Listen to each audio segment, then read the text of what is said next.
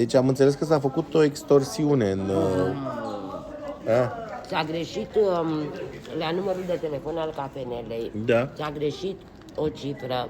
Și sună la altă cafenea. Nu, sună la un domn căruia vreau să-i cer scuze. Am să-l sun eu personal pe dânsul, să-l aștept la o cafea. Nimeni n-a observat, culmea, deși m-a mai sunat o doamnă, de eu am crezut că dânsa nu a bătut numărul corect. Vă rog să ne scuzați. Deci pe afișul de întâi, nu? Da, acum am modificat cu carioca. Dar-ți dai seama de câte ori fi sunat la bietul om. Păi da, cred că își deschide restaurant în urma atâtor comenzi. Ia. Hai să vă văd. Cum să zici? Asta e pâine cu graham. Da, Dar, de dietă, totul de dietă. Uitați-vă și dar noastră sigur de că dietă. se vor face și cu pâine normală, nu numai Da. cu graham. Mie îmi place asta că e crocantă.